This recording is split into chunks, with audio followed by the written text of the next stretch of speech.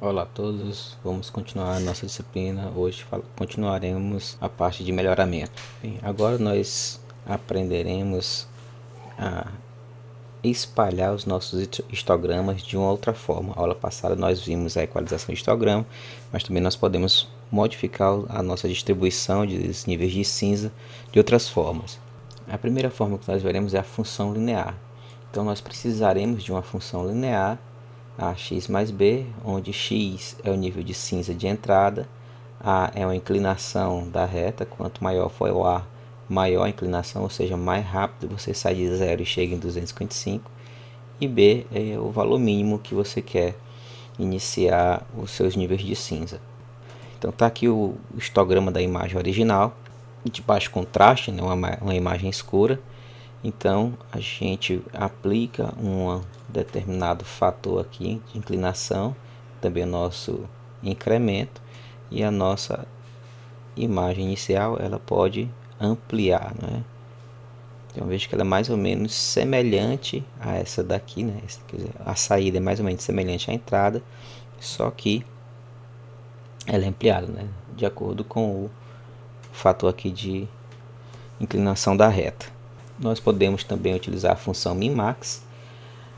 No caso, nós temos aqui o x também é o valor original, min é o mínimo, é o menor nível de cinza aqui dentro da sua imagem original, vezes 255, se nós estivermos trabalhando de 0 a 255, mas é o maior nível de cinza que você deseja, e o min é o menor nível de cinza da imagem original.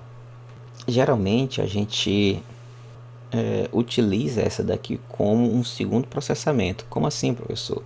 Vamos supor que você colocou aqui um valor, qualquer que seja, dependendo do A ou do B. Você pode botar o B negativo, pode botar um A muito grande. Então esse histograma pode ficar mais ou menos assim, né? Então ultrapassa de 0 a 255. Então o que é que você faz? Após uma transformação, você faz uma segunda transformação que vai corrigir para que os valores fiquem apenas entre 0 e 255. Mas se você quiser também pode aplicar direto, não tem problema nenhum. Temos a função raiz quadrada. Você informa também o a, que também é um fator de inclinação da curva. Desculpa, eu botei a, né? Mas na verdade é fator de inclinação da curva. X é o valor original. Então tá aqui a imagem de entrada. Ele vai ter esse comportamento. Podemos também a função quadrada. Novamente nós temos o a, o fator de inclinação da curva. X é o valor original. Então veja aqui o comportamento. Então ela tende a muito rápido a clarear a imagem, né? Então veja que está aqui a imagem de entrada, gera aqui a imagem de saída. Temos também a função exponencial. Então nós temos novamente aqui o a base você escolhe. E temos aqui o x, que é o valor original. Então muito cuidado aqui, que tende a crescer também muito rápido. Então está aqui o novo valor, o valor de saída, o fator de correção, a base e aqui o x, valor original.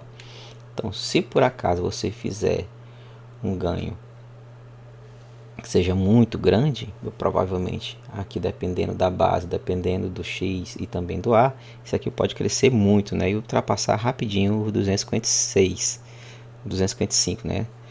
Também temos a função logarítmica, né? Então veja que ela tende a ganhar muito rápido. Nós temos a, fator de correção, x, valor original, e y, valor de saída, né? A gente bota sempre mais um porque não pode ter zero aqui. Temos o negativo, né? Que é o negativo da linear. Veja que o zero passa a ser 255 e o que é 255 passa a ser zero. Em outras palavras, o que é preto fica branco e o que é branco fica preto. Então tá mais ou menos aí o comportamento, né? Então algumas demoram um pouco mais a modificar, mas no final elas aumentam mais. Aqui é a identidade. E algumas começam a modificar muito rapidamente no começo e não tanto no final. Então tem alguns resultados, né? Tá aqui a imagem original, logarítmica, ela tende a ficar mais clara, né? Tendência ao branco, a raiz quadrada, exponencial e o quadrado, né? Então dependendo da sua aplicação, pode ser que alguma dessa aqui se encaixe no que você está desejando. Vamos detalhar a função Minmax. Ela funciona muito parecida com aqueles recursos para conversão de temperaturas em várias escalas diferentes, Celsius, Fahrenheit e Kelvin. Que nós temos o G e o F, onde G é nível de cinza de saída e o F é o nível de cinza de entrada. Então, dados esses níveis de cinza de entrada, nós vamos gerar o correspondente aqui. Então, veja, vamos utilizar a regra de proporção. Então, este ladozinho aqui é proporcional a esse, assim como esse é proporcional a esse. Então, como é que ficaria? Seguindo aqui essa lógica, esse segmento aqui, qual é esse segmento? O tamanho dele é Gmax menos Gmin. Então, Gmax menos Gmin é proporcional a Fmax menos Fmin. Essa proporção é identicamente igual a essa proporção aqui, ou seja, G de x menos Gmin está para x menos Fmin. Fazendo esta transformaçãozinha aqui, nós encontraremos essa fórmula. É só pegar isso daqui e passar para cá. Pronto. Passando isso daqui para cá, nós pegaremos esse G menos min, passa para o outro lado da equação, ela passa positivo. E aí nós temos o G de x isolado. Okay? Então, vamos supor o seguinte, que você tem na sua imagem que por algum motivo ela ficou entre menos 100 e mais 100, então menos 100 é o mínimo e mais 100 é o máximo da imagem de entrada. Digamos que você quer saber qual é o correspondente 10. Então, e supondo que você quer que a imagem seja de 0 a 256. Então, veja que daqui é a imagem de saída e essa é a imagem de entrada. Então, como você quer que saia apenas entre 0 e 255, então é só botar aqui onde tem Gmax, bota 255, onde tem Gmin, bota 0. O max aqui foi 100 e o mínimo aqui foi menos 100.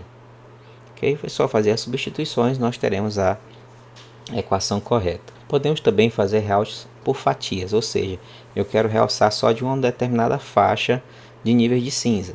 Eu sei que um determinado comportamento vai daqui para cá, de determinado faixa de cinza eu quero o outro comportamento. Então a gente pode utilizar por fatias. Então, realça os pixels cuja intensidade se situa dentro de um determinado intervalo.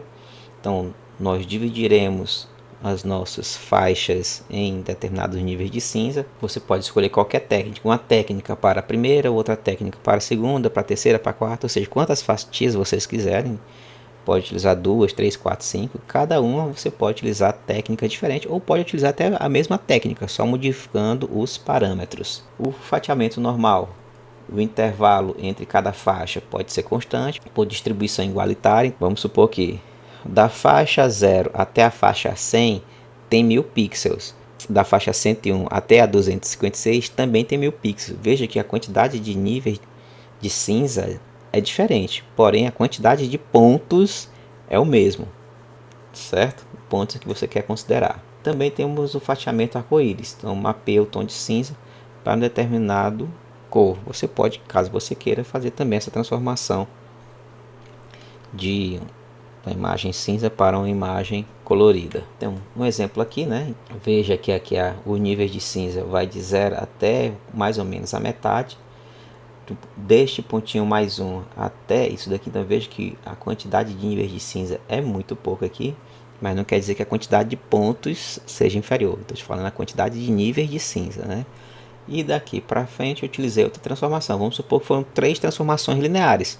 São todas transformações lineares, mas a gente vê que as inclinações são diferentes. Você pode utilizar o A e o B diferente, da forma que você quiser, e aí você tem aqui a sua imagem de saída.